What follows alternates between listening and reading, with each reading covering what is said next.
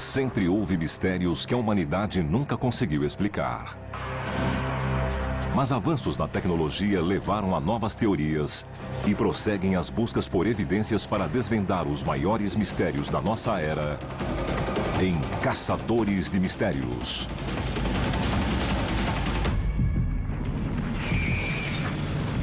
1946. Berlim, Alemanha.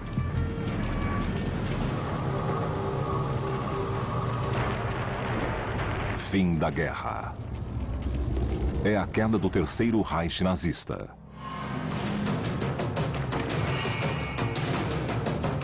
Os responsáveis pelos piores crimes do Holocausto começam a fugir. E a ajuda vem de uma sinistra organização criada para assegurar a ascensão de um novo império. O Quarto Reich. O nome da organização é Odessa.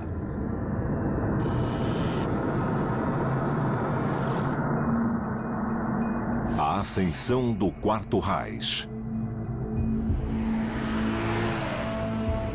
A Alemanha vivia o caos. O partido nazista havia se desfeito. A SS, poderosa unidade de elite paramilitar comandada por Hitler, era caçada. Mas rastreá-la não era fácil, e vários membros escaparam da captura.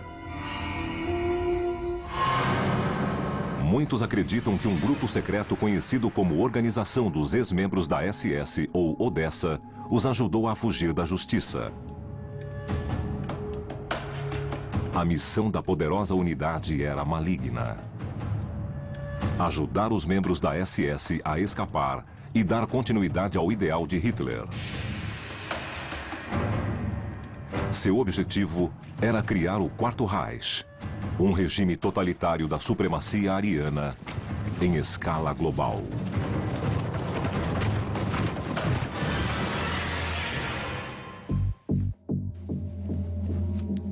O grupo foi descoberto pelo famoso caçador de nazistas Simon Wiesenthal. Houve um período logo após a Segunda Guerra Mundial em que as organizações britânicas e americanas perseguiram os nazistas com um afinco, mas depois relaxaram. Era do interesse de caçadores de nazistas como Wiesenthal assegurar que o Ocidente continuasse perseguindo esses criminosos. Em seguida, o escritor Frederick Forsyth levou o grupo a conhecimento do público no livro Arquivo Odessa. Wiesenthal esperava usar o romance de Forsyth para conseguir a condenação de criminosos nazistas de guerra e depois vê-los expostos em um livro. Muitos questionavam a legitimidade da Odessa, mas Wiesenthal afirmava que a organização era real. Wiesenthal parecia ter fixação pela ideia de que a organização Odessa existia e era um grupo enorme. Dizem que foi um oficial da SS quem lhe contou sobre a Odessa. Mas alguns documentos citam a Odessa nominalmente. Embora grande parte dos oficiais alemães negue a existência do grupo financiado e altamente organizado descrito no romance. Alguns fatos, porém, são indiscutíveis. 150 mil nazistas foram indiciados por crimes de guerra, mas apenas 30 mil julgados e menos ainda condenados. A maioria desapareceu imediatamente após o fim da guerra. Os mais diabólicos, como Josef Mengele e Martin Bormann, nunca foram levados a julgamento.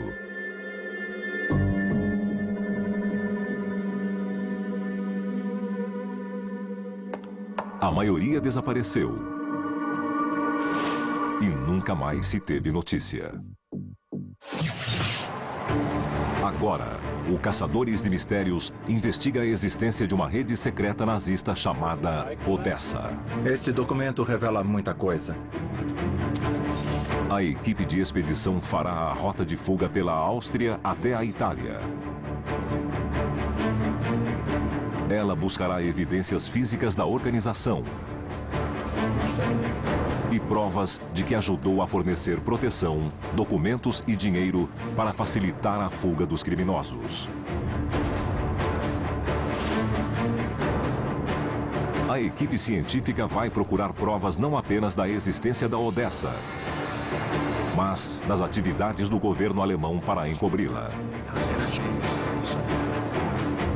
Para tanto, ela vai investigar um relatório que afirma que a morte de um oficial do alto escalão da SS foi forjada para encobrir sua fuga para a América do Sul.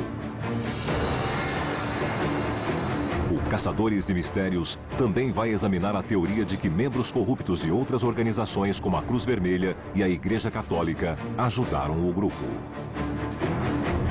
Também vai investigar a teoria de que a ideia da criação da Odessa foi dos homens de maior confiança de Hitler.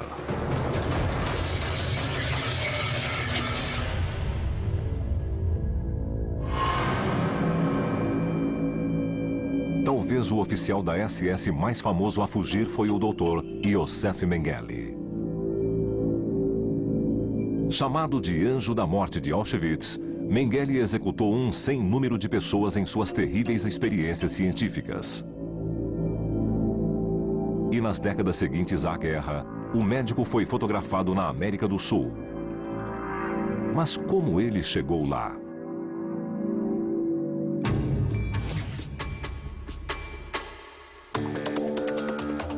Uki Goni é jornalista. Nos últimos 7 anos, ele pegou a rota de fuga dos membros da SS, tal como fez Mengele. A trilha o levou a Innsbruck, na Áustria. Arquivo Nacional, Innsbruck, Áustria. Onde ele examina uma pasta do Arquivo Nacional. O documento é um raro registro escrito da existência da Odessa. Vamos olhar as pastas de 1949? Vamos.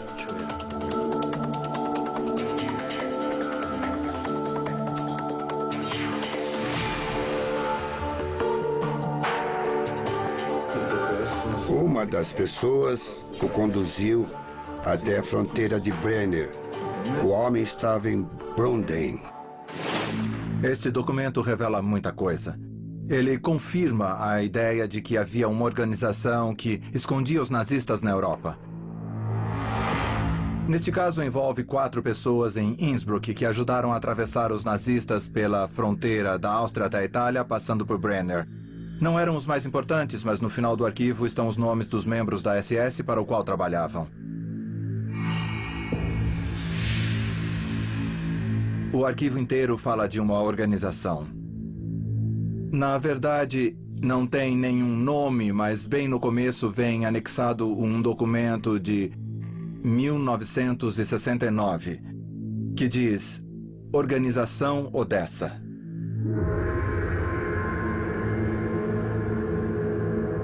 O documento é de 3 anos antes de Wiesenthal levar o nome da organização a público. Isso quer dizer que o governo austríaco investigava a Odessa antes mesmo de Wiesenthal. O arquivo está repleto de informações úteis. E no final da pasta, Goni descobre outro importante registro: um mapa. O que é isso? É um chalé? É onde os aviões levantam voo. É uma rota traçada, o mapa de verdade que algum informante mandou da Argentina. Ele desenhou um mapa explicando como a rede funcionava. Sabemos que eles escaparam da Alemanha e sabemos que viajaram da Itália para a Argentina, mas a questão é como eles conseguiram cruzar a fronteira da Itália sem serem pegos.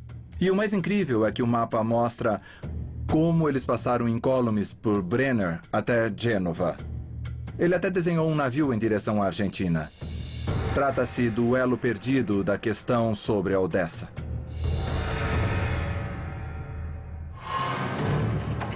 O destino da trilha é o Tirol, região da Áustria.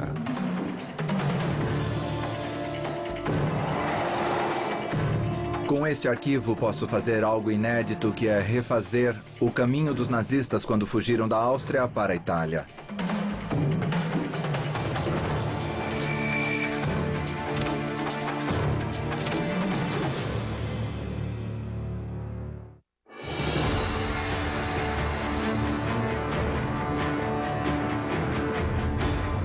Caçadores de Mistérios percorre o mundo em busca de evidências que provem a existência da Odessa, a organização secreta nazista.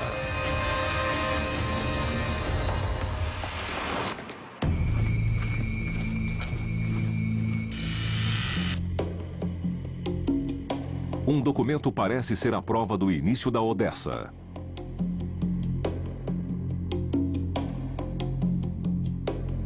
É o chamado Relatório da Casa Vermelha.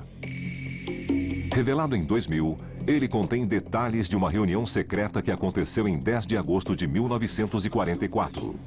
Senhores, vamos começar a conferência. O documento fala sobre uma conferência entre os maiores empresários da Alemanha e os líderes da SS em Estrasburgo, França, no hotel Maison Rouge.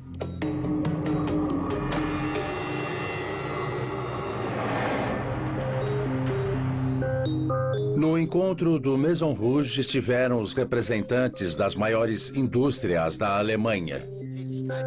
E foi presidida por um oficial do alto escalão da SS. E a pauta foi o futuro da Alemanha, já que era iminente que o país perderia a guerra. O plano era reunir os nazistas e atacar mais uma vez.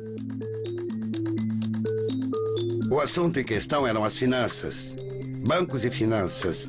Era fazer os banqueiros e empresários investirem em uma organização estrangeira e transferir os fundos para o exterior.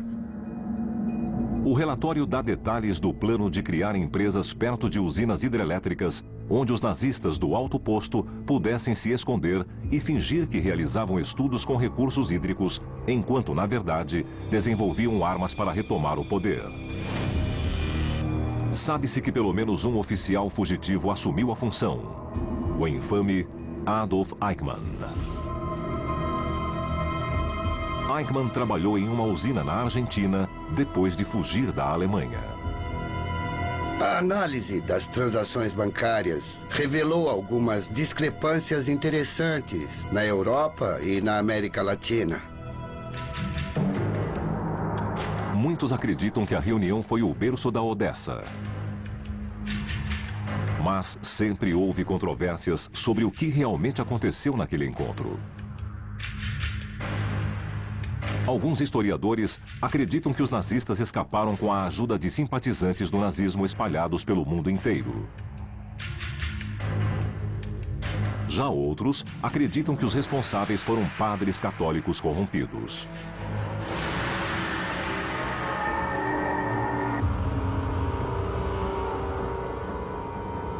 Havia certos padres que aprenderam a falsificar documentos para ajudar os nazistas procurados a escaparem da Europa e seguirem principalmente para a América do Sul.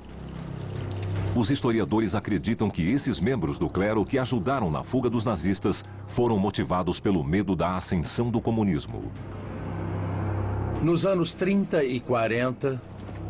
a igreja temia o estabelecimento do bolchevismo e dos dois demônios. Os nazistas pareciam os menos ruins. Mas há quem acredite que a força por trás da Odessa era mesmo a equipe executiva de Hitler. Martin Bormann era o braço direito do Führer. Martin era o cabeça do consulado alemão. Logo, era um dos chefes do partido. Geralmente se diz que, de certa forma, Martin corrompeu Hitler, que as diretrizes dele se tornaram as diretrizes de Hitler. Embora pareça exagero, ele era uma figura maquiavélica, interesseira e sempre conseguia tudo o que desejava. Com o exército russo dentro dos limites da cidade, em 1º de maio de 1945, Bormann tentou escapar de Berlim. Mas segundo Arthur Axmann, oficial menos graduado da SS, Bormann foi morto em um fogo cruzado russo. E muitos acreditam na versão da sua morte em uma rua de Berlim. Arthur Axmann era da SS. Ele disse que viu o rosto de Martin e o reconheceu. Mas alguns afirmam que Axmann mentiu para encobrir a fuga de Bormann. As forças aliadas procuraram pelo corpo do oficial, mas nada foi encontrado. Bormann foi julgado em absente em Nuremberg, onde Axmann testemunhou. Quando Arthur Axmann contou essa história no tribunal de Nuremberg, a corte inteira deu risada, pois ele fez 7 retificações no próprio testemunho naquela ocasião. Houve alegações imediatas de que Bormann e Joseph Mengele estariam na América do Sul. E durante anos, relatos de aparições foram registrados. Até que em 1972, funcionários de uma empreiteira alemã escavavam uma vala em Berlim quando encontraram a ossada de 2 homens. Estavam a apenas 10 metros de onde Arthur Axmann supostamente teria visto o corpo de Bormann. As autoridades alemãs alegaram que uma das ossadas pertencia a Bormann. E em 1998 realizaram o teste de DNA para dar a confirmação. Mas fatos ocultados durante a autópsia policial apontam para uma farsa. Sim, eu acredito que a ossada pertença a Martin. Contudo, acho que ela foi transportada. Para Thomas, o crânio foi exumado no Paraguai e reenterrado em Berlim para esconder o fato de que Bormann realmente sobreviveu à guerra e fugiu da Alemanha. O problema é que o crânio de Martin estava coberto de terra vermelha e todos os outros ossos estavam limpos, sem nenhum sinal de terra vermelha neles. Este tipo de terra vermelha não é encontrado em Berlim, mas é igual ao encontrado na região de Itá, no Paraguai, para onde dizem que Bormann teria fugido. E existem outras incoerências. O esqueleto está incompleto e faltam algumas vértebras e tem vários dentes com obturações que não constam dos registros originais de Bormann. Criminosos geralmente mudam cadáveres de lugar para afastar os investigadores das evidências da real cena do crime. Esse tipo de coisa acontece, sim. De repente, um corpo aparece em outro túmulo. Mas se Bormann não morreu em Berlim, para onde ele foi?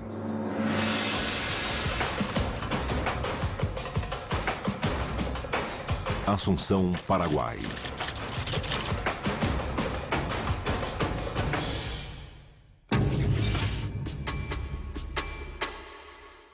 O jornalista Graham Wood pesquisa a ligação entre Bormann e a Odessa. Wood começa a caça com uma pista em Assunção, capital do Paraguai. Aqui encontrei uma pessoa que afirma que Martin estava no Paraguai quando morreu em 1959. Ministério da Justiça, Assunção, Paraguai. O Ministério da Justiça do Paraguai possui documentos conhecidos como Arquivos do Terror. Os papéis descrevem torturas, sequestros e subornos realizados pelo ex-ditador Alfredo Stroessner, simpatizante nazista de descendência alemã. No seu governo, centenas de oficiais da SS podem ter ganhado livre acesso ao país. A data deste documento é 24 de agosto de 1961. Um dos registros interessantes do documento é que ele cita 2 criminosos nazistas, Mengele e Bormann. Bormann sofria de câncer de estômago e estava em Assunção. E segundo o registro, Mengele veio tratá-lo sob o pseudônimo de Dom Fritz, em 1959. De acordo com o documento, Mengele foi chamado para socorrer Bormann. Aqui diz que Bormann e Mengele ficaram em uma cidade do Paraguai chamada Rohenó e moravam na casa de um homem chamado Alban Krug. Mas Mengele pouco podia fazer para salvar Bormann. Em abril, eles souberam que Martin Bormann havia falecido de câncer de estômago em 1959 em Assunção. Logo em seguida, foi sepultado em um cemitério em Itá, no Paraguai. Se for verdade, é surpreendente.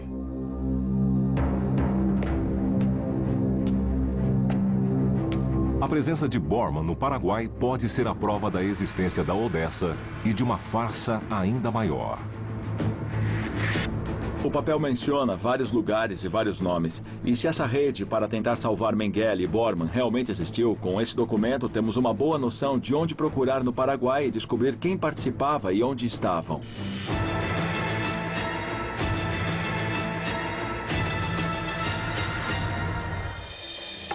Assunção, Paraguai.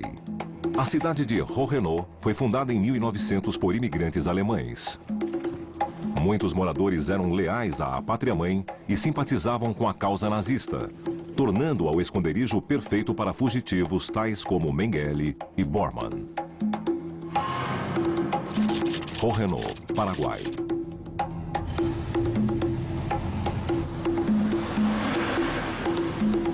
Wood encontra uma empresa de transporte chamada Krug, o mesmo nome do homem que supostamente abrigou Mengele e Bormann. O proprietário é o neto de Alban Krug. Como você conheceu Alban Krug? Ele era meu avô. Seu avô? Era. E ele ainda está vivo? Não, ele morreu já faz muitos anos.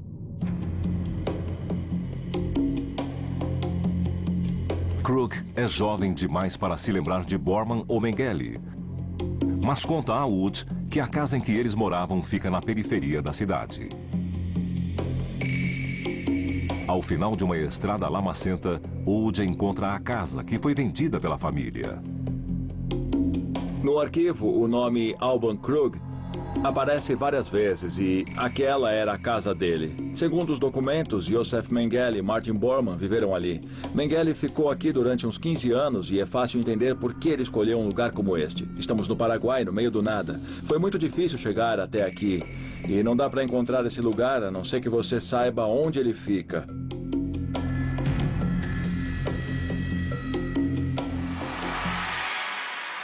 Cordilheira Brenner, Vinaders, Áustria. O mapa que Goni descobriu em Innsbruck o levou até o pé da Cordilheira Brenner.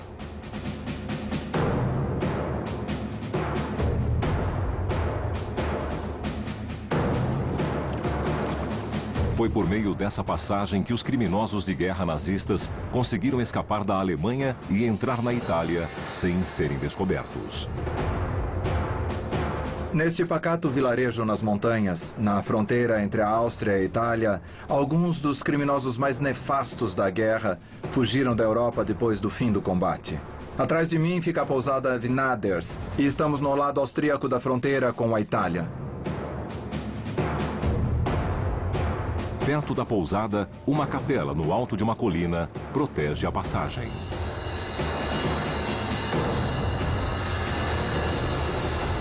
Documentos são sempre ótimos, pois nos contam fatos obscuros da história, mas não há nada como estar presente no local. Há pouco tempo estávamos na cidade de Innsbruck lendo um arquivo sobre a organização Odessa. Havia um mapa no arquivo. E agora estamos em uma das passagens da fronteira Áustria-Itália mencionadas no mapa.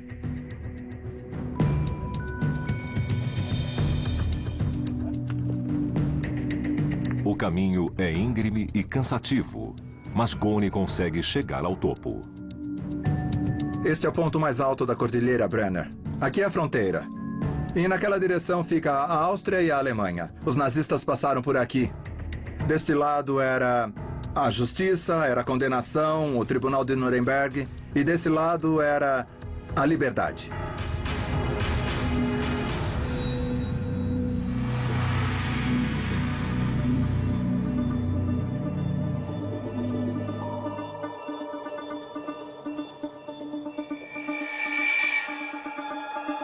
Por fim, Goni chega ao final da trilha, na cidade italiana de Brenner Bad.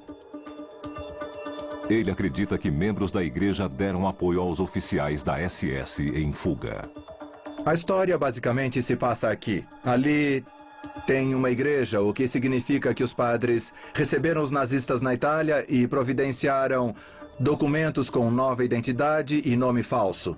Ali tem a estação em que eles pegaram o trem para Gênova, onde cruzaram o Atlântico rumo a uma nova vida em outro continente.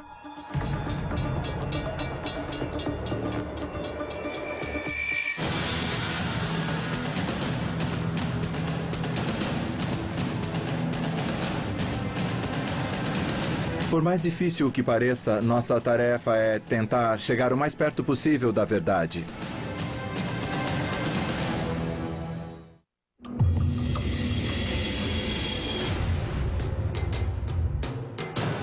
O Caçadores de Mistérios está em busca de respostas sobre a infame organização Odessa. E pretende explicar como os piores criminosos nazistas da guerra conseguiram escapar sem deixar rastro e sem nenhuma explicação. A equipe seguiu as pistas de Martin Bormann e Joseph Mengele, oficiais da SS que fugiram para o Paraguai. Ela procura evidências da fuga de Bormann para a América do Sul logo após o final da Segunda Guerra.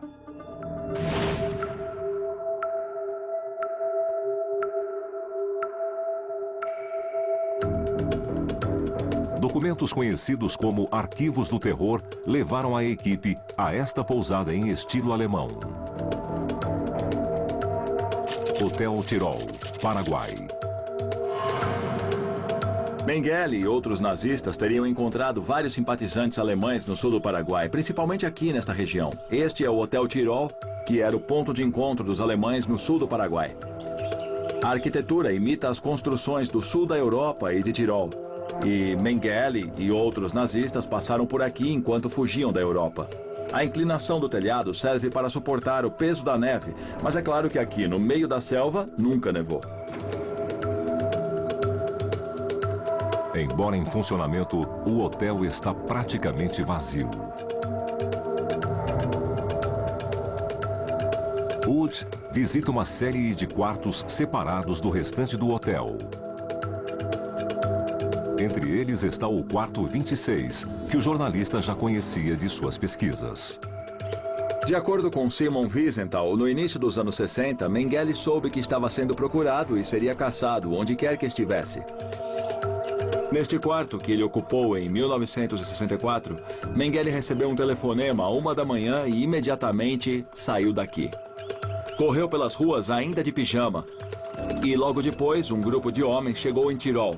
Pediu para ver o quarto dele, vasculhou tudo e descobriu que havia sido desocupado pouco antes.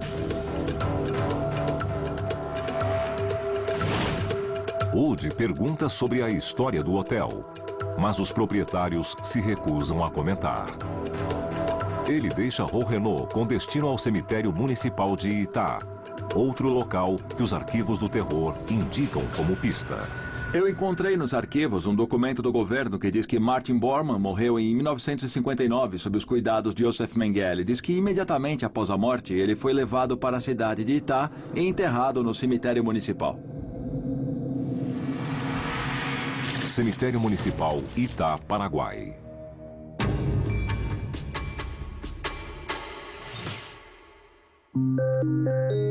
O geofísico Neil Anderson estuda sítios arqueológicos no mundo todo. E hoje vai ajudar Wood a examinar o suposto túmulo de Bormann. Anderson conta com um radar de penetração de solo, ou GPR. Vamos pegar o equipamento. Por meio de ondas de energia eletromagnética, o sistema revela o que há debaixo da Terra. Com ele, a dupla vai descobrir se o corpo de Bormann foi desenterrado e removido.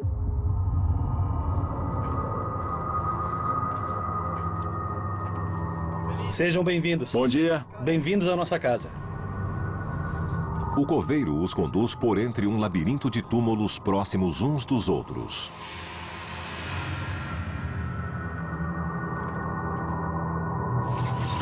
Até que chegam a uma pequena cova sem identificação. O túmulo é pequeno assim mesmo? O lugar é este aqui? É, este aqui. Este é o túmulo. É isso aí, sem cruz, sem nada. Não tem cruz, não tem nada. Eu esperava um espaço maior. Seria bem mais fácil usar o GPR, porque ele é grande, mas...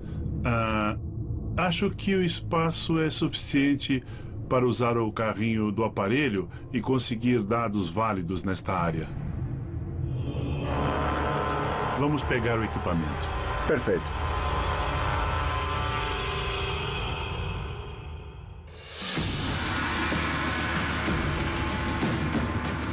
O Kigone refez a rota de fuga dos oficiais da SS em fuga da Alemanha a caminho da cidade portuária de Gênova, na Itália. Gênova, Itália.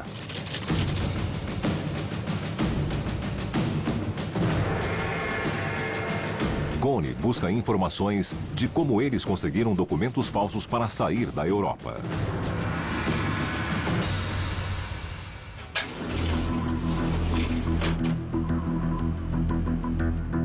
Estamos no escritório do maior jornal de Gênova, que realizou uma grande pesquisa sobre o nazismo na cidade. Goni vasculha fotografias e artigos. E encontra algo impressionante. É o passaporte da Cruz Vermelha de Eichmann. Adolf Eichmann foi o chamado arquiteto do Holocausto. Incumbido de criar uma solução final, ele organizou o transporte de milhões de judeus para os campos de concentração. Com o passaporte, Eichmann fugiu da Europa em 1950 sob o nome falso de Ricardo Clement. O responsável pelo pedido do passaporte foi o padre de uma paróquia de Gênova. Temos o endereço dos padres que assinaram o documento. Goni encontra uma foto do padre. É um momento de entusiasmo para mim, porque há vários anos venho estudando esses documentos e como os nazistas passaram pela Itália a caminho da América do Sul. Agora, tenho o endereço de onde eles ficaram em Gênova e o nome dos padres que os ajudaram. Pode ser a prova da ligação real entre essas organizações e a Odessa. Vamos conferir os endereços das igrejas e hotéis onde os nazistas ficaram. E vamos confrontar esses documentos com a realidade e ver o que acontece.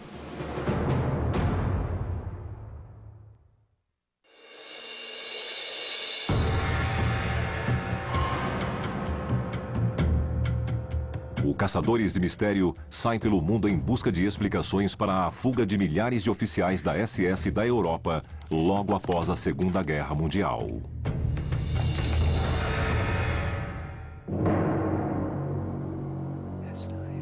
Durante décadas, ouviu-se rumores de uma organização secreta chamada Odessa, dedicada a perpetuar a causa nazista. Muitos acreditam que a fuga só foi possível devido à ajuda de poderosas organizações.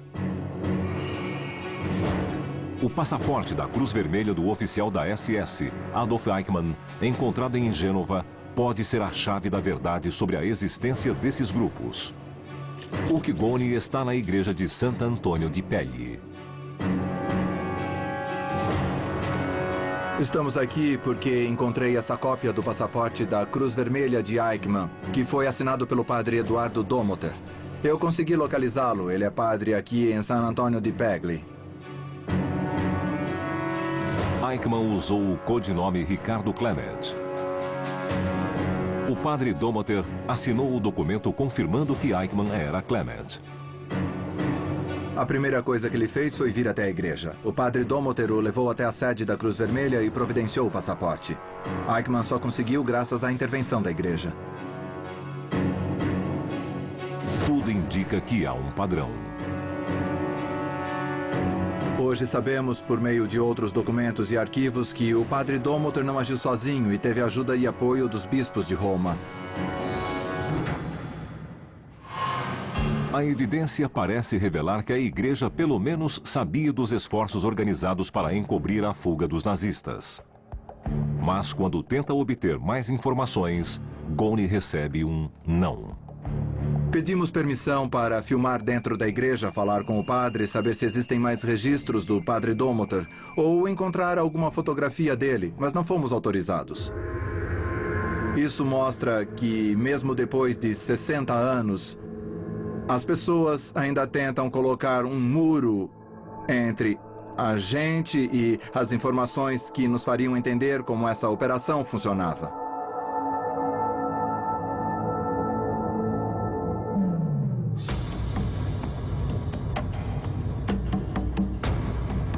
A procura de Goni começa no número 9 da Rua Balbi. Via Balbi. o endereço da pensão San Carlo, que supostamente abrigou Eichmann antes de ele seguir para a América do Sul.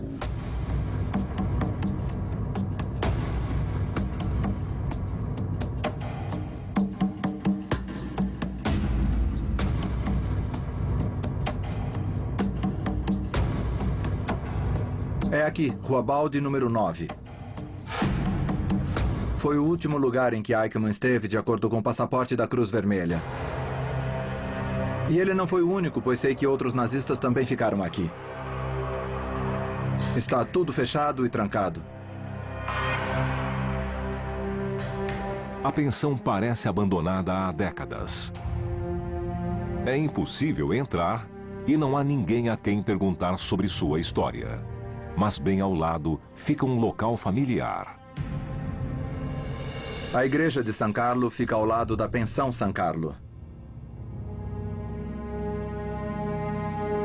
O que acabo de constatar é um padrão que parece repetir-se em todos os lugares por onde passamos. Na Cordilheira Brenner tem uma pensão e uma igreja ao lado. Aqui em Gênova tem uma pensão e uma igreja ao lado.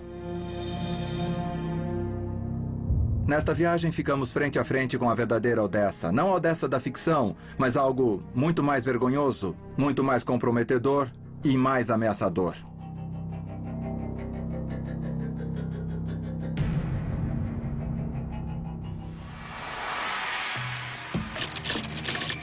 Cemitério Municipal Itá, Paraguai. No Paraguai, o Caçadores de Mistérios está à procura de mais evidências de que Martin Bormann, oficial do alto escalão da SS, fugiu para cá depois do fim da guerra. A equipe acredita que aqui se encontra um túmulo sem identificação, onde os restos do nazista foram enterrados logo após sua morte na América do Sul.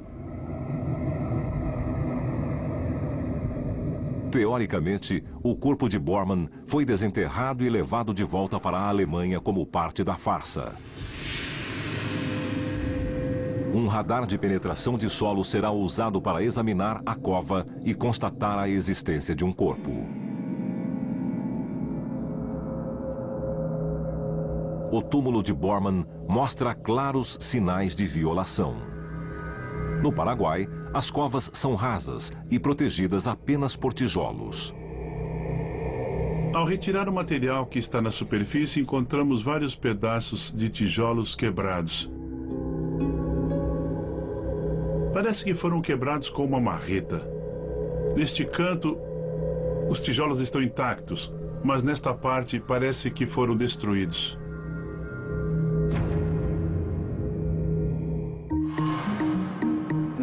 O radar está pronto para ser utilizado. Graham, este é o nosso radar de penetração de solo. É o sistema de controle. À medida que os dados entram, a tela exibe as parciais. E o sistema basicamente acaba gerando uma imagem bidimensional do que está embaixo da Terra. O aparelho lança ondas eletromagnéticas no chão. As ondas refletem no objeto enterrado e criam uma imagem em forma de U. E qual é a precisão da imagem? Dá para ver a ossada? Provavelmente não vamos ver os ossos individualmente, mas esperamos pelo menos ver algo que indique que a terra foi revirada e que a cova foi violada. Se existir um caixão aqui, vai ser possível ver o reflexo da tampa e também da parte de baixo dele. Se a terra foi revirada e não tiver um caixão, a única explicação lógica é que o túmulo foi violado. E que se alguma vez enterrar um corpo aqui, ele foi retirado depois. A equipe fará várias varreduras da superfície e da cova, até conseguir uma leitura clara do que existe embaixo da terra. Ei, Graham, eu consegui uma imagem ótima. Os dados estão prontos.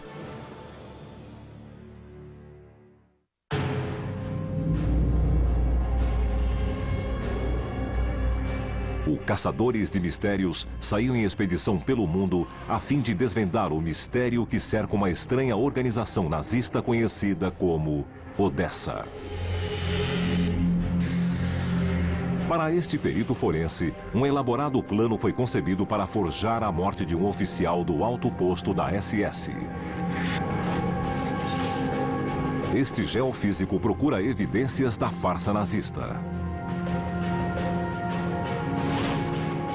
E este jornalista acredita ter encontrado provas de que os nazistas fugiram para a Europa passando pela Itália.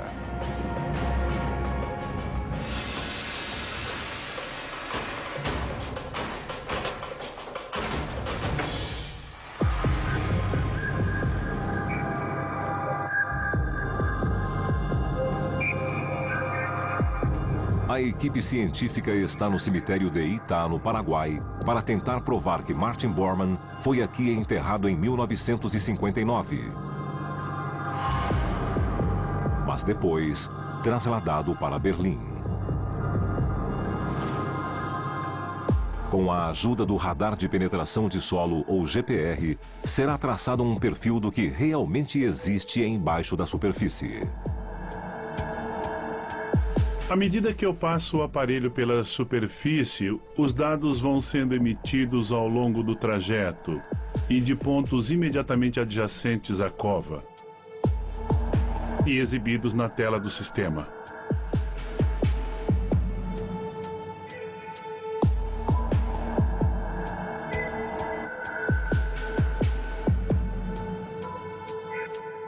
O que estou vendo na tela são linhas próximas à superfície e algumas ondulações mais ou menos 1 metro abaixo. É isso mesmo. Essas ondulações em camadas sugerem que a Terra deste espaço não dá qualquer sinal, não parece ter sido revirada. Anderson fará mais 4 varreduras na cova antes que a imagem completa do subsolo seja revelada. Isso é ótimo, Graham. Na cova ao lado, dá para ver uma alteração em forma de U bastante saliente, que para mim sugere que tem um caixão enterrado no local. Na primeira cova, as imagens foram de ondulações que nós dois vimos claramente e indicam que no suposto túmulo de Bormann, a terra foi revirada. Parece que foi escavada, mas não vimos nenhum objeto enterrado. Se havia um caixão enterrado no túmulo de Bormann, ele já foi retirado. A leitura do GPR confirma que um objeto grande foi enterrado no suposto túmulo de Bormann e retirado algum tempo depois.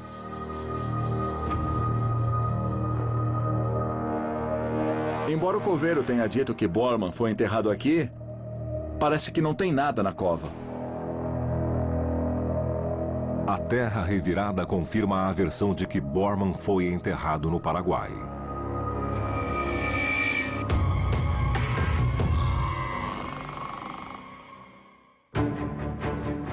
O Caçadores de Mistérios descobriu novas e importantes evidências que ajudam na confirmação da existência da Odessa.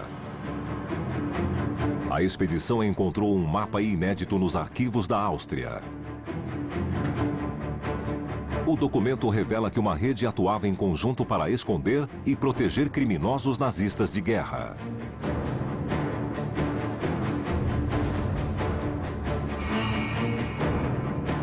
A equipe científica descobriu o suposto túmulo de Martin Bormann no Paraguai. E com a ajuda de um radar de penetração de solo, verificou que um corpo já foi enterrado ali, mas removido logo depois.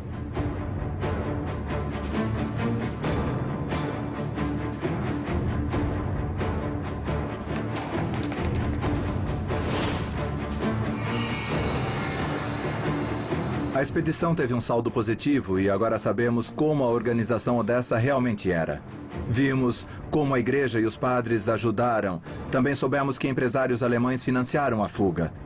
Não era um grupo solitário, agindo sozinho, mas um entrelaçado de organizações e onde as partes se encontravam e se ajudavam. Essa era a verdadeira Odessa.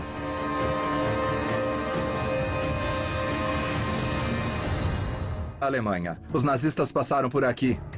Deste lado era a justiça, era a condenação, o tribunal de Nuremberg. E desse lado era a liberdade.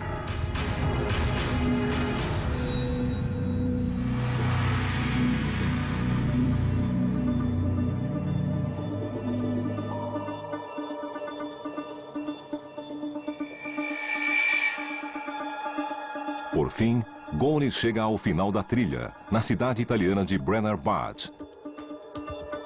Ele acredita que membros da igreja deram apoio aos oficiais da SS em fuga. A história basicamente se passa aqui. Ali tem uma igreja, o que significa que os padres receberam os nazistas na Itália e providenciaram documentos com nova identidade e nome falso. Ali tem a estação em que eles pegaram o trem para Gênova, onde cruzaram o Atlântico rumo a uma nova vida em outro continente.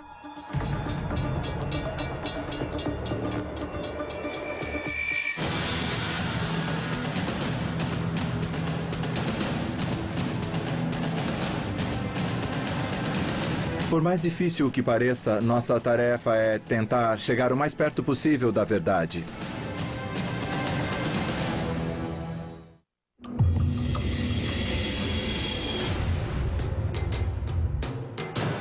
O Caçadores de Mistérios está em busca de respostas sobre a infame organização Odessa.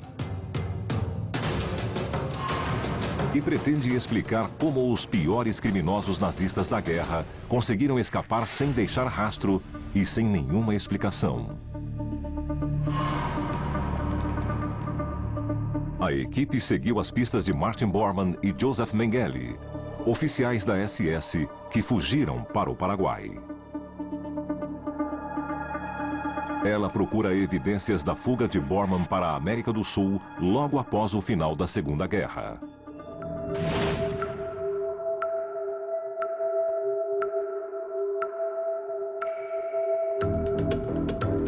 Documentos conhecidos como Arquivos do Terror levaram a equipe a esta pousada em estilo alemão. Hotel Tirol, Paraguai. Mengele e outros nazistas teriam encontrado vários simpatizantes alemães no sul do Paraguai, principalmente aqui nesta região. Este é o Hotel Tirol, que era o ponto de encontro dos alemães no sul do Paraguai. A arquitetura imita as construções do sul da Europa e de Tirol. E Mengele e outros nazistas passaram por aqui enquanto fugiam da Europa. A inclinação do telhado serve para suportar o peso da neve, mas é claro que aqui, no meio da selva, nunca nevou.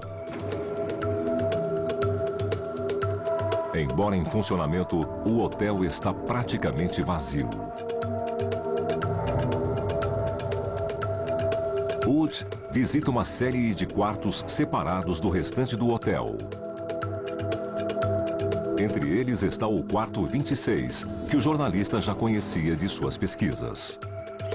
De acordo com Simon Wiesenthal, no início dos anos 60, Mengele soube que estava sendo procurado e seria caçado onde quer que estivesse. Neste quarto, que ele ocupou em 1964, Mengele recebeu um telefonema à 1 da manhã e imediatamente saiu daqui. Correu pelas ruas ainda de pijama. E logo depois, um grupo de homens chegou em Tirol. Pediu para ver o quarto dele, vasculhou tudo e descobriu que havia sido desocupado pouco antes. Wood pergunta sobre a história do hotel, mas os proprietários se recusam a comentar. Ele deixa Renault com destino ao cemitério municipal de Itá, outro local que os arquivos do terror indicam como pista. Eu encontrei nos arquivos um documento do governo que diz que Martin Bormann morreu em 1959 sob os cuidados de Joseph Mengele. Diz que imediatamente após a morte ele foi levado para a cidade de Itá e enterrado no cemitério municipal.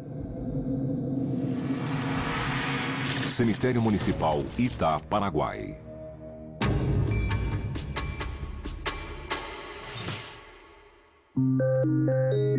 O geofísico Neil Anderson estuda sítios arqueológicos no mundo todo. E hoje vai ajudar Wood a examinar o suposto túmulo de Bormann. Anderson conta com um radar de penetração de solo, ou GPR. Vamos pegar o equipamento. Por meio de ondas de energia eletromagnética, o sistema revela o que há debaixo da Terra. Com ele, a dupla vai descobrir se o corpo de Bormann foi desenterrado e removido.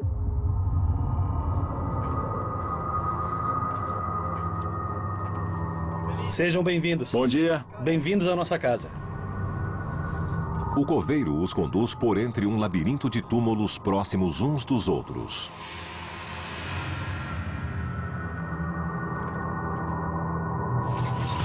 até que chegam a uma pequena cova sem identificação. O túmulo é pequeno assim mesmo? O lugar é este aqui? É este aqui. Este é o túmulo. É isso aí, sem cruz, sem nada. Não tem cruz, não tem nada. Eu esperava um espaço maior. Seria bem mais fácil usar o GPR porque ele é grande, mas acho que o espaço é suficiente para usar o carrinho do aparelho e conseguir dados válidos nesta área. Vamos pegar o equipamento. Perfeito.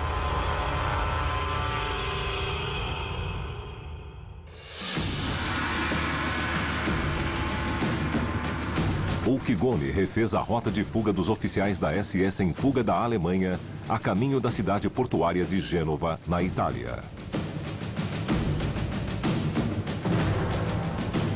Gênova, Itália.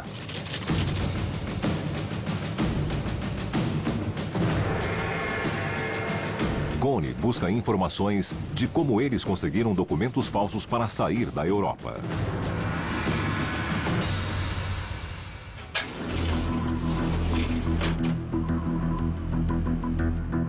Estamos no escritório do maior jornal de Gênova, que realizou uma grande pesquisa sobre o nazismo na cidade. Gone vasculha fotografias e artigos. E encontra algo impressionante.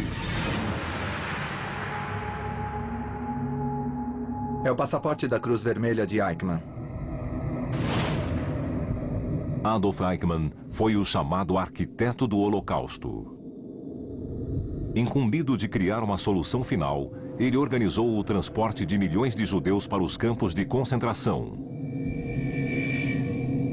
Com o passaporte, Eichmann fugiu da Europa em 1950 sob o nome falso de Ricardo Clement.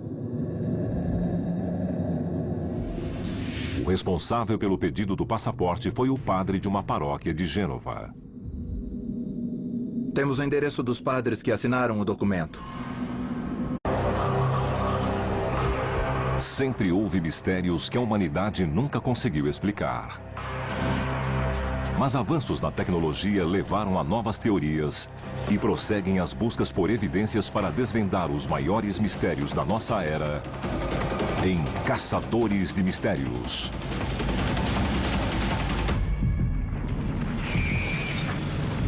Em 1946. Berlim, Alemanha.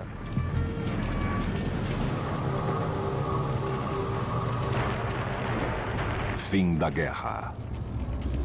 É a queda do Terceiro Reich nazista.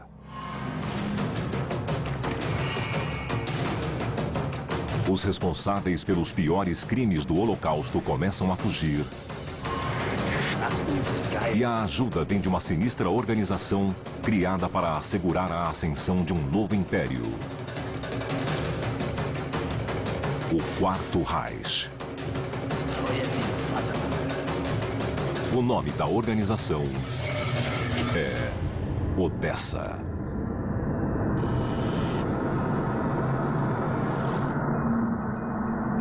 A ascensão do Quarto Reich. A Alemanha vivia o caos. O partido nazista havia se desfeito. A SS, poderosa unidade de elite paramilitar comandada por Hitler, era caçada. Mas rastreá-la não era fácil, e vários membros escaparam da captura. Muitos acreditam que um grupo secreto conhecido como Organização dos Ex-Membros da SS, ou Odessa, os ajudou a fugir da justiça. A missão da poderosa unidade era maligna. Ajudar os membros da SS a escapar e dar continuidade ao ideal de Hitler. Seu objetivo era criar o Quarto Reich, um regime totalitário da supremacia ariana em escala global.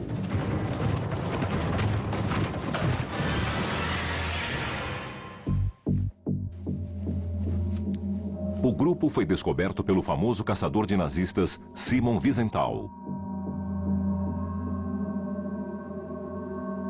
Houve um período logo após a Segunda Guerra Mundial em que as organizações britânicas e americanas perseguiram os nazistas com afinco, mas depois relaxaram.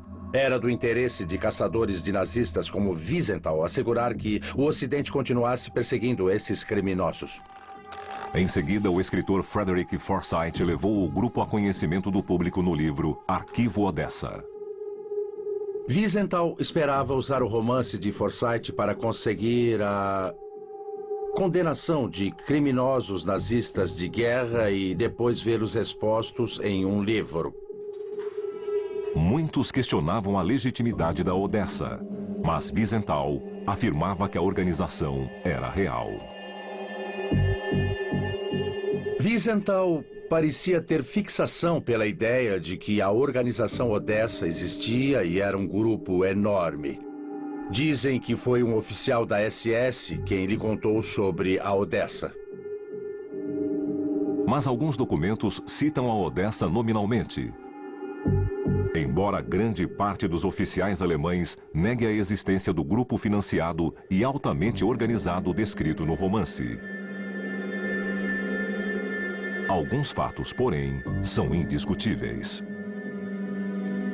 150 mil nazistas foram indiciados por crimes de guerra, mas apenas 30 mil julgados e menos ainda condenados. A maioria desapareceu imediatamente após o fim da guerra. Os mais diabólicos, como Yosef Mengele e Martin Bormann, nunca foram levados a julgamento.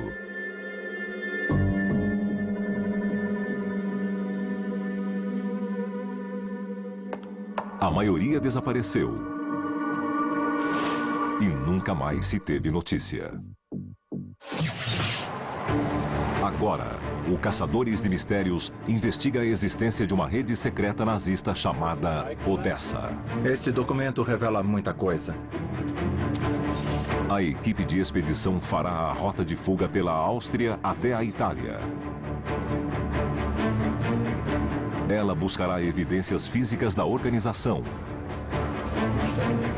e provas de que ajudou a fornecer proteção, documentos e dinheiro para facilitar a fuga dos criminosos. A equipe científica vai procurar provas não apenas da existência da Odessa, mas das atividades do governo alemão para encobri-la. Para tanto, ela vai investigar um relatório que afirma que a morte de um oficial do alto escalão da SS foi forjada para encobrir sua fuga para a América do Sul. O Caçadores de Mistérios também vai examinar a teoria de que membros corruptos de outras organizações como a Cruz Vermelha e a Igreja Católica ajudaram o grupo. Também vai investigar a teoria de que a ideia da criação da Odessa foi dos homens de maior confiança de Hitler.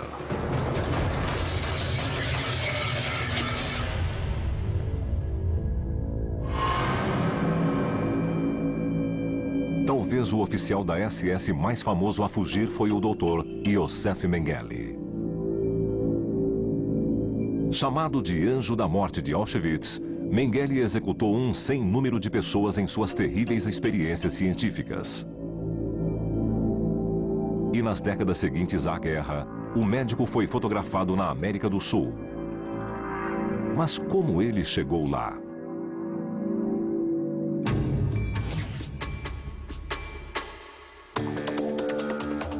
Uki Goni é jornalista. Nos últimos 7 anos, ele pegou a rota de fuga dos membros da SS, tal como fez Mengele. A trilha o levou a Innsbruck, na Áustria. Arquivo Nacional, Innsbruck, Áustria. Onde ele examina uma pasta do Arquivo Nacional. O documento é um raro registro escrito da existência da Odessa. Vamos olhar as pastas de 1949? Vamos.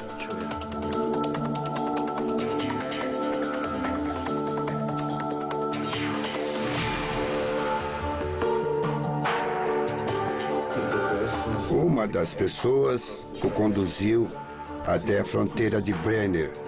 O homem estava em Brunden. Este documento revela muita coisa. Ele confirma a ideia de que havia uma organização que escondia os nazistas na Europa. Neste caso, envolve 4 pessoas em Innsbruck que ajudaram a atravessar os nazistas pela fronteira da Áustria até a Itália, passando por Brenner. Não eram os mais importantes, mas no final do arquivo estão os nomes dos membros da SS para o qual trabalhavam. O arquivo inteiro fala de uma organização. Na verdade, não tem nenhum nome, mas bem no começo vem anexado um documento de 1969, que diz Organização Odessa.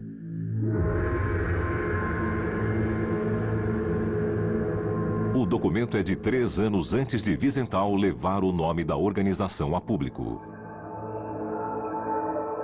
Isso quer dizer que o governo austríaco investigava a Odessa antes mesmo de Wiesenthal.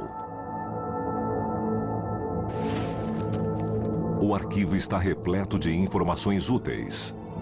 E no final da pasta, Gouni descobre outro importante registro. Um mapa. O que é isso? É um chalé? É onde os aviões levantam voo. É uma rota traçada, o mapa de verdade que algum informante mandou da Argentina. Ele desenhou um mapa explicando como a rede funcionava. Sabemos que eles escaparam da Alemanha e sabemos que viajaram da Itália para a Argentina, mas a questão é como eles conseguiram cruzar a fronteira da Itália sem serem pegos. E o mais incrível é que o mapa mostra como eles passaram incólumes por Brenner até Gênova. Ele até desenhou um navio em direção à Argentina. Trata-se do elo perdido da questão sobre a Odessa.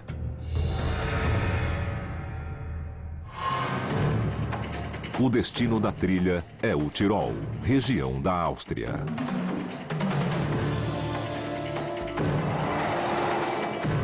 Com este arquivo, posso fazer algo inédito, que é refazer o caminho dos nazistas quando fugiram da Áustria para a Itália.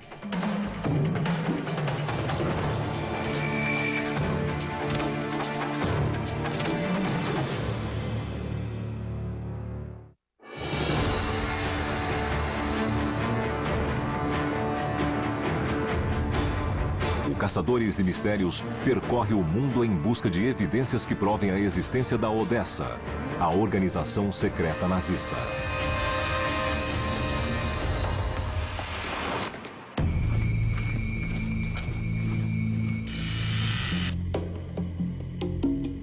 Um documento parece ser a prova do início da Odessa.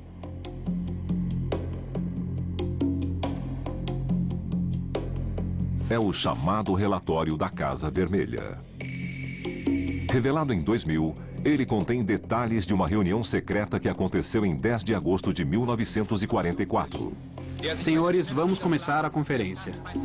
O documento fala sobre uma conferência entre os maiores empresários da Alemanha e os líderes da SS em Estrasburgo, França, no hotel Maison Rouge.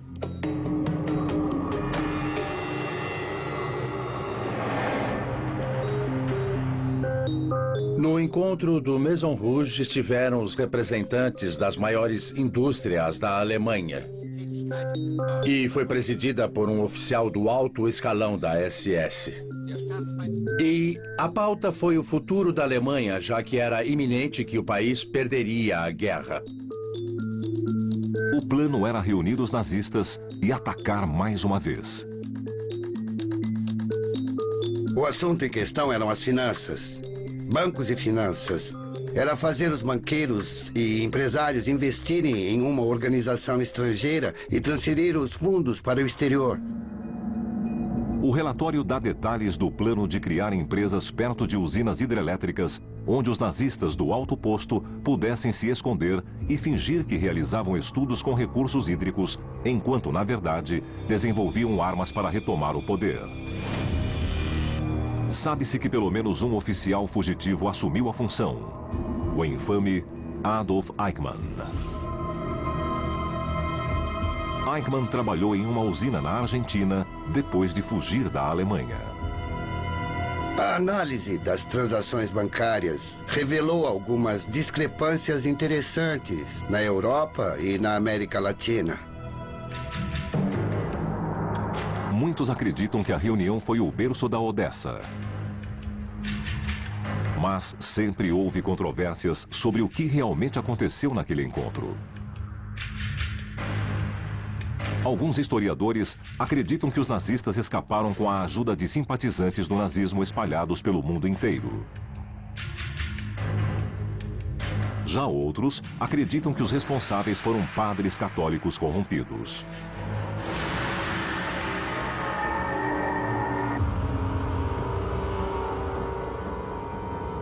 Havia certos padres que aprenderam a falsificar documentos para ajudar os nazistas procurados a escaparem da Europa e seguirem principalmente para a América do Sul. Os historiadores acreditam que esses membros do clero que ajudaram na fuga dos nazistas foram motivados pelo medo da ascensão do comunismo. Nos anos 30 e 40, a igreja temia o estabelecimento do bolchevismo e dos dois demônios. Os nazistas pareciam os menos ruins. Mas há quem acredite que a força por trás da Odessa era mesmo a equipe executiva de Hitler. Martin Bormann era o braço direito do Führer. Martin era o cabeça do consulado alemão. Logo, era um dos chefes do partido. Geralmente se diz que, de certa forma, Martin corrompeu Hitler, que as diretrizes dele se tornaram as diretrizes de Hitler. Embora pareça exagero, ele era uma figura maquiavélica, interesseira e sempre conseguia tudo o que desejava. Com o exército russo dentro dos limites da cidade, em 1º de maio de 1945, Bormann tentou escapar de Berlim. Mas segundo Arthur Axmann, oficial menos graduado da SS, Bormann foi morto em um fogo cruzado russo. E muitos acreditam na versão da sua morte em uma rua de Berlim. Arthur Axmann era da SS. Ele disse que viu o rosto de Martin e o reconheceu. Mas alguns afirmam que Axmann mentiu para encobrir a fuga de Bormann. As forças aliadas procuraram pelo corpo do oficial, mas nada foi encontrado. Bormann foi julgado em absente em Nuremberg, onde Axmann testemunhou. Quando Arthur Axmann contou essa história no tribunal de Nuremberg, a corte inteira deu risada, pois ele fez 7 retificações no próprio testemunho naquela ocasião. Houve alegações imediatas de que Bormann e Joseph Mengele estariam na América do Sul. E durante anos, relatos de aparições foram registrados. Até que em 1972, funcionários de uma empresa, Goni encontra uma foto do padre. É um momento de entusiasmo para mim, porque há vários anos venho estudando esses documentos e como os nazistas passaram pela Itália a caminho da América do Sul. Agora, tenho o endereço de onde eles ficaram em Gênova e o nome dos padres que os ajudaram. Pode ser a prova da ligação real entre essas organizações e a Odessa. Vamos conferir os endereços das igrejas e hotéis onde os nazistas ficaram. E vamos confrontar esses documentos com a realidade e ver o que acontece.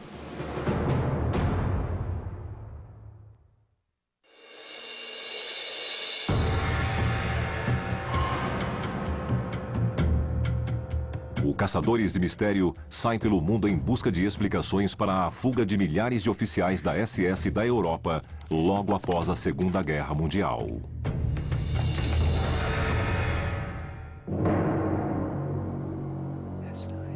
Durante décadas, ouviu-se rumores de uma organização secreta chamada Odessa, dedicada a perpetuar a causa nazista. Muitos acreditam que a fuga só foi possível devido à ajuda de poderosas organizações. O passaporte da Cruz Vermelha do oficial da SS, Adolf Eichmann, encontrado em Gênova, pode ser a chave da verdade sobre a existência desses grupos. O Kigone está na igreja de Santo Antônio de Pegli. Estamos aqui porque encontrei essa cópia do passaporte da Cruz Vermelha de Eichmann, que foi assinado pelo padre Eduardo Domoter. Eu consegui localizá-lo. Ele é padre aqui em San Antônio de Pegli. Eichmann usou o codinome Ricardo Clement. O padre Domoter assinou o documento confirmando que Eichmann era Clement. A primeira coisa que ele fez foi vir até a igreja. O padre Domoter o levou até a sede da Cruz Vermelha e providenciou o passaporte. Eichmann só conseguiu graças à intervenção da igreja. Tudo indica que há um padrão. Hoje sabemos, por meio de outros documentos e arquivos, que o padre Domoter não agiu sozinho e teve ajuda e apoio dos bispos de Roma. A evidência parece revelar que a igreja pelo menos sabia dos esforços organizados para encobrir a fuga dos nazistas. Mas quando tenta obter mais informações, Goni recebe um não. Pedimos permissão para filmar dentro da igreja, falar com o padre, saber se existem mais registros do padre Domoter ou encontrar alguma fotografia dele, mas não fomos autorizados. Isso mostra que, mesmo depois de 60 anos, as pessoas ainda tentam colocar um muro entre a gente e as informações que nos fariam entender como essa operação funcionava.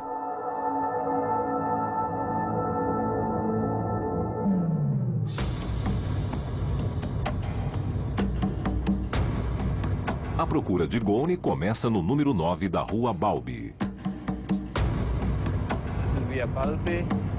O endereço da pensão San Carlo, que supostamente abrigou Eichmann antes de ele seguir para a América do Sul.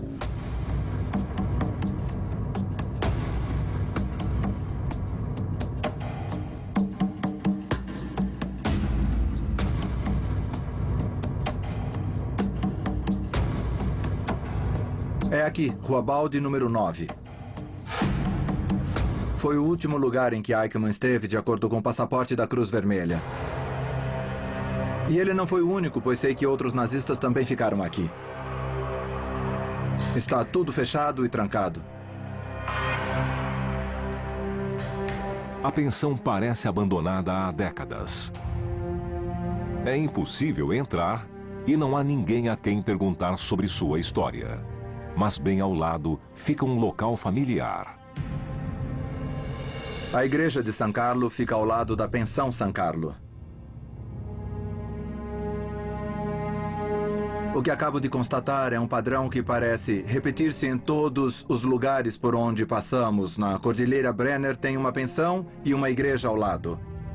Aqui em Gênova tem uma pensão e uma igreja ao lado. Nesta viagem ficamos frente a frente com a verdadeira Odessa. Não a Odessa da ficção, mas algo muito mais vergonhoso, muito mais comprometedor e mais ameaçador.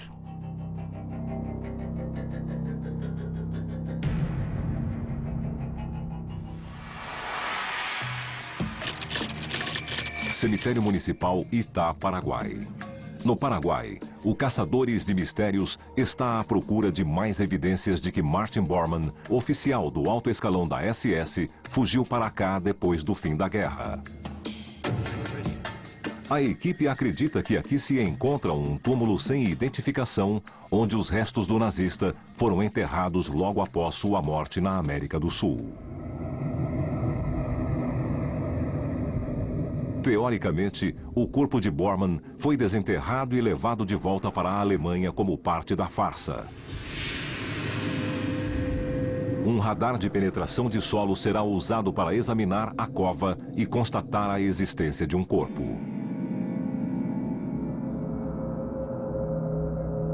O túmulo de Bormann mostra claros sinais de violação. No Paraguai, as covas são rasas e protegidas apenas por tijolos.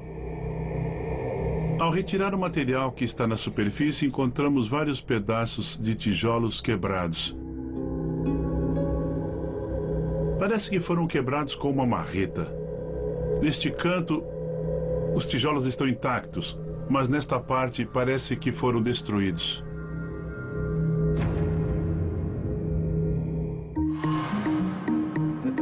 radar está pronto para ser utilizado. Graham, este é o nosso radar de penetração de solo. É o sistema de controle. À medida que os dados entram, a tela exibe as parciais. E o sistema basicamente acaba gerando uma imagem bidimensional do que está embaixo da Terra. O aparelho lança ondas eletromagnéticas no chão. As ondas refletem no objeto enterrado e criam uma imagem em forma de U. E qual é a precisão da imagem? Dá para ver a ossada? Provavelmente não vamos ver os ossos individualmente, mas esperamos pelo menos ver algo que indique que a terra foi revirada e que a cova foi violada. Se existir um caixão aqui, vai ser possível ver o reflexo da tampa e também da parte de baixo dele. Se a terra foi revirada e não tiver um caixão, a única explicação lógica é que o túmulo foi violado. E que se alguma vez enterrar um corpo aqui, ele foi retirado depois. Empreiteira alemã escavavam uma vala em Berlim quando encontraram a ossada de 2 homens. Estavam a apenas 10 metros de onde Arthur Axmann supostamente teria visto o corpo de Bormann. As autoridades alemãs alegaram que uma das ossadas pertencia a Bormann. E em 1998 realizaram o teste de DNA para dar a confirmação. Mas fatos ocultados durante a autópsia policial apontam para uma farsa. Sim, eu acredito que a ossada pertença a Martin. Contudo, acho que ela foi transportada. Para Thomas, o crânio foi exumado no Paraguai e reenterrado em Berlim para esconder o fato de que Bormann realmente sobreviveu à guerra e fugiu da Alemanha. O problema é que o crânio de Martin estava coberto de terra vermelha e todos os outros ossos estavam limpos, sem nenhum sinal de terra vermelha neles. Este tipo de terra vermelha não é encontrado em Berlim, mas é igual ao encontrado na região de Itá, no Paraguai, para onde dizem que Bormann teria fugido. E existem outras incoerências.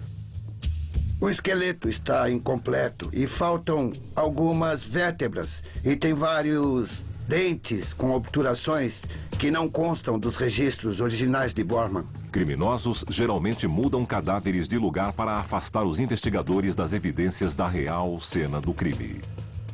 Esse tipo de coisa acontece, sim. De repente, um corpo aparece em outro túmulo. Mas se Bormann não morreu em Berlim, para onde ele foi?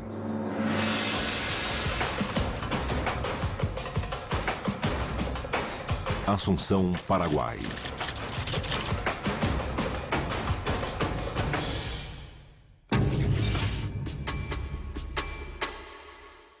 O jornalista Graham Wood pesquisa a ligação entre Bormann e a Odessa. Wood começa a caça com uma pista em Assunção, capital do Paraguai. Aqui encontrei uma pessoa que afirma que Martin estava no Paraguai quando morreu em 1959. Ministério da Justiça, Assunção, Paraguai. O Ministério da Justiça do Paraguai possui documentos conhecidos como Arquivos do Terror. Os papéis descrevem torturas, sequestros e subornos realizados pelo ex-ditador Alfredo Stroessner, simpatizante nazista de descendência alemã. No seu governo, centenas de oficiais da SS podem ter ganhado livre acesso ao país. A data deste documento é 24 de agosto de 1961. Um dos registros interessantes do documento é que ele cita 2 criminosos nazistas, Mengele e Bormann. Bormann sofria de câncer de estômago e estava em Assunção. E segundo o registro, Mengele veio tratá-lo sob o pseudônimo de Dom Fritz, em 1959. De acordo com o documento, Mengele foi chamado para socorrer Bormann. Aqui diz que Bormann e Mengele ficaram em uma cidade do Paraguai chamada Rohenó e moravam na casa de um homem chamado Alban Krug. Mas Mengele pouco podia fazer para salvar Bormann. Em abril, eles souberam que Martin Bormann havia falecido de câncer de estômago em 1959 em Assunção. Logo em seguida, foi sepultado em um cemitério em Itá, no Paraguai.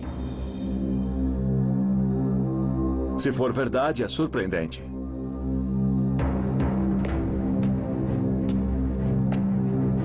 A presença de Borman no Paraguai pode ser a prova da existência da Odessa e de uma farsa ainda maior. O papel menciona vários lugares e vários nomes. E se essa rede para tentar salvar Mengele e Borman realmente existiu, com esse documento temos uma boa noção de onde procurar no Paraguai e descobrir quem participava e onde estavam.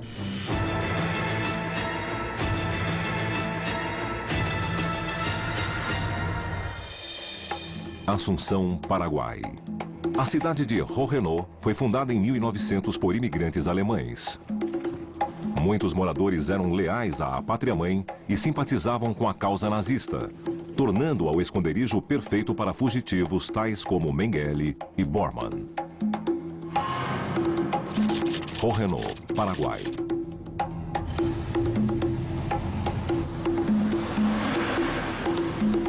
Wood encontra uma empresa de transporte chamada Krug, o mesmo nome do homem que supostamente abrigou Mengele e Borman. O proprietário é o neto de Alban Krug. Como você conheceu Alban Krug?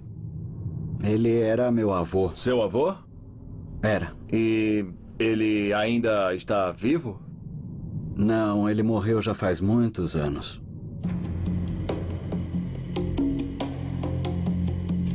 Krug é jovem demais para se lembrar de Borman ou Mengele, mas conta a Wood que a casa em que eles moravam fica na periferia da cidade. Ao final de uma estrada lamacenta, Wood encontra a casa que foi vendida pela família. No arquivo, o nome Alban Krug aparece várias vezes e aquela era a casa dele. Segundo os documentos, Josef Mengele e Martin Bormann viveram ali. Mengele ficou aqui durante uns 15 anos e é fácil entender por que ele escolheu um lugar como este. Estamos no Paraguai, no meio do nada. Foi muito difícil chegar até aqui e não dá para encontrar esse lugar a não ser que você saiba onde ele fica.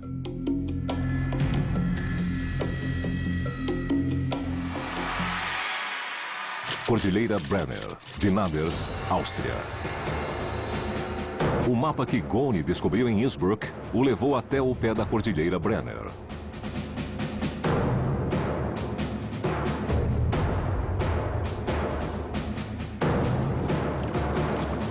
Foi por meio dessa passagem que os criminosos de guerra nazistas conseguiram escapar da Alemanha e entrar na Itália sem serem descobertos.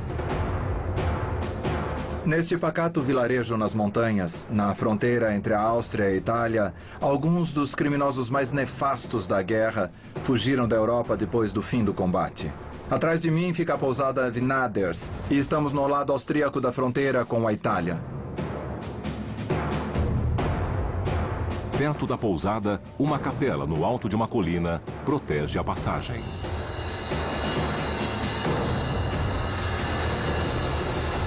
Documentos são sempre ótimos, pois nos contam fatos obscuros da história, mas não há nada como estar presente no local. Há pouco tempo estávamos na cidade de Innsbruck lendo um arquivo sobre a organização Odessa. Havia um mapa no arquivo. E agora estamos em uma das passagens da fronteira Áustria-Itália mencionadas no mapa.